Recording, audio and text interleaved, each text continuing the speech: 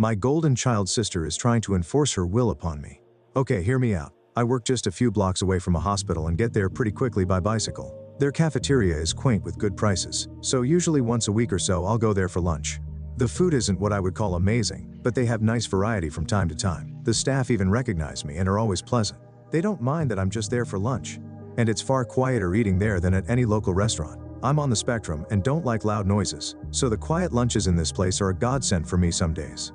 Recently, my sister found out I've been eating at the hospital and went off on me over how hospital cafeterias are only supposed to be there for people who are at the hospital because they need to be. I retorted that I was giving them business, and it's not like I was taking food out of the mouths of patients, and I only went once a week, so what was the big deal?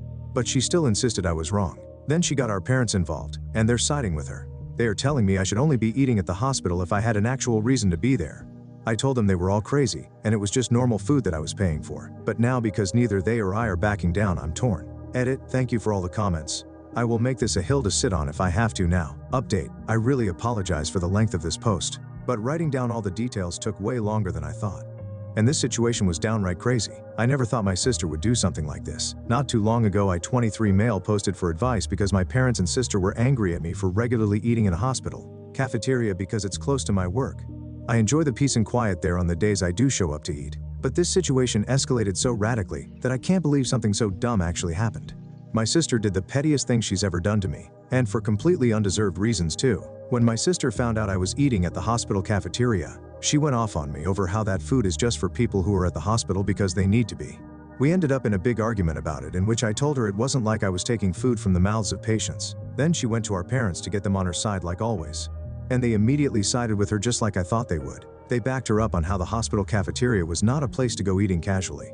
And we had a big argument. They spent days hounding me and telling me I was wrong and demanding I stop. So I went to Reddit, and here I learned that not only was I not doing anything wrong, but it's a very common thing for people to go eat at hospital cafeterias just because they like it.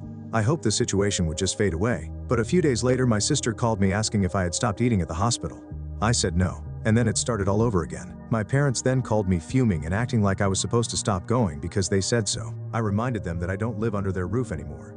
And this is exactly the kind of reason why I moved out. They take my sister's side in almost everything. They huffed and puffed about it. This time the fight didn't stay at home though.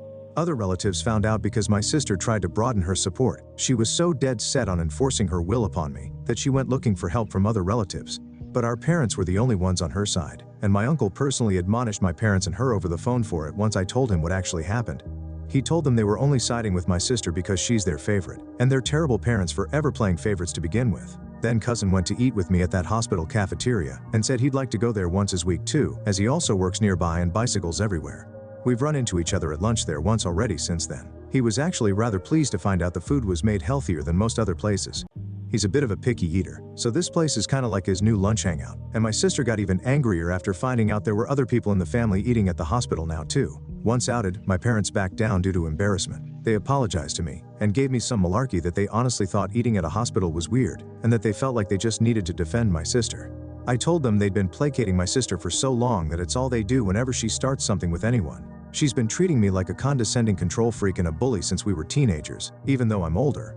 And they just kept enabling that, but I won't put up with it anymore. My parents ended up conceding and apologized. Then they made my sister apologize to me too. And I could tell she hated every second of it, because she tried to speak through her teeth at first. Later on, my parents invited me to dinner as another form of apology.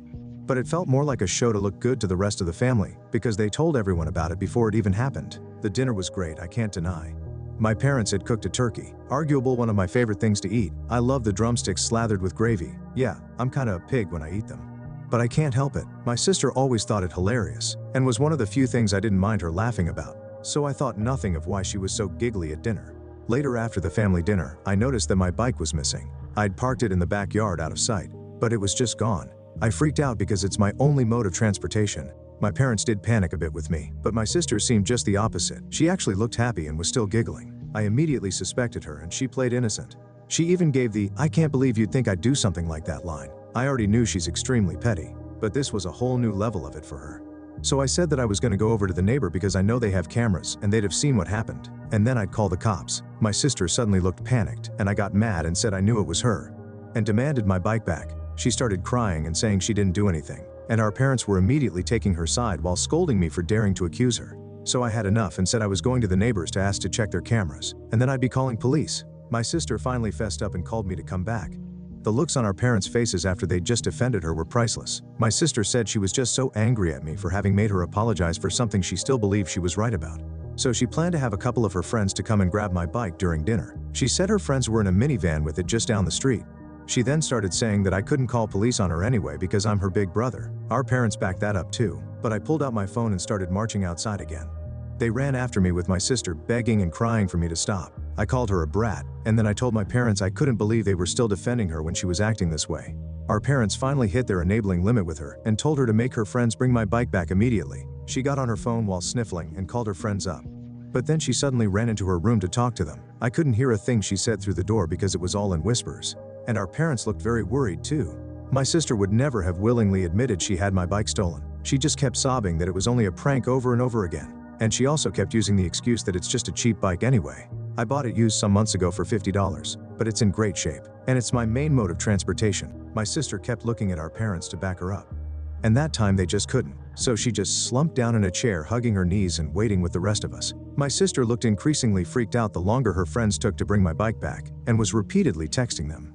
Even though my sister said her friends were just down the street, it took them roughly an hour to bring my bike back. They finally pulled up in the minivan with my bike shoved in the back. And it was completely soaked and all muddy, like it had just been pulled out of a wet muddy ditch. The bike is a 700 Celsius, so it's too tall for either of them to ride. So they just drove right up and stole the bike by dragging it into the van as fast as they could before taking off. I say they stole it because I was almost certain in the moment my sister had told them to dispose of my bike. Had I not pointed out the neighbors have cameras, I may not have gotten it back. When her friends did finally arrive, their legs were all muddy and wet nearly up to their knees. They both begged me not report them to police for taking the bike. I asked while recording them to tell me the truth, and pointed out the neighbors have cameras. Did my sister want them to get rid of my bike? They broke down and said yes, my sister wanted them to take the bike and dump it in a pond a few miles away. And they had to go back and get it when they realized they were caught. My bike had been near completely submerged in muddy water. Thankfully I didn't have many added accessories on it other than a detachable headlight and my water bottle. But the water bottle was missing. I wasn't surprised by what my sister's friends told me, and I had them tell our parents too. They laid into my sister till she was bawling on the floor, kicking and pounding like a toddler. I had never seen my sister act that way since she actually was a toddler, and I found it mortifying she was still like this on the inside. Then she shut herself in her room. Her friends were banned from ever coming to my parents' house again. Then my sister was forced to come out of her room by our mother and make another big apology to me. Our father then forced her to wash and oil my bike from stem to stern under his supervision, while I took apart the headlight and cleaned it out to dry it. By the time my sister was done, it was dark outside. She glared at me like I was the devil when she came back in the house. But our parents shut her attitude right down and said they've never been more embarrassed by her in their lives. She went back to crying in her room. I had a very frank discussion with my parents about my sister's childlike behavior and how it stemmed from their spoiling and enabling. I said I couldn't believe I had to be the voice of reason, but the fact that she was on the floor crying like a toddler, kicking and pounding, showed that she's still mentally a child because of them. And they kept making me the scapegoat when she screwed up, so she barely knows any sense of accountability. For once they didn't argue with me about it. And then my father silently drove me and my bike back to my apartment with his SUV. He also gave me some money to replace my bike's missing water bottle before we parted. My sister and her clique used to harass me a fair bit whenever we ran into each other. They made fun of me as a group whenever possible, and I usually just ignored them because they bored me. And that really seemed to tick them off. But after the bike incident, I got sent numerous messages from numbers I didn't know, cussing me out for making my sister cry over a silly prank. Knowing her, my sister probably fed everyone she knew a very different story on what happened. I texted lengthy replies of what actually happened, and even stated I have recordings of her friends admitting the truth. Some people at my sister's college found out what actually went down. Maybe from my texts, maybe her friend spilled the beans. But it embarrassed my sister so much, she came home having a crying tantrum about how people there were calling her and her friends bees and bike thieves. I may not have gone to college, but I know students who need them are very protective of their bikes. A lot of them live on shoestring budgets after all. My sister said someone even joked that they shouldn't leave a bike around her, because it might just disappear if she had to apologize to anyone. My sister ended up so upset that she refused to leave her room for 3 days to have her pity party. My parents called me up to try and turn everything on me again. I reminded them about the discussion we had days before, and that they needed to stop babying her and let her deal with the repercussions of her own actions. If she fails her classes again, it's because she's not trying like she should be. Then I went off on them how we're just looking for someone to blame to make her feel better. She made the problem, not me, and I wasn't going to be the one they make the scapegoat anymore. My sister is an adult, and she needs to act like it. They sounded defeated, and then apologized before ending the call. Looks like they were genuinely hoping I'd just sit back and take the blame so my sister would get better. But I never will again. Now my parents are trying to pretend this all never happened, and my sister as well as her clique are avoiding me at all costs. Which I suppose is fine with me, because I don't want any more drama. But the next time something like this happens, I won't take it from them.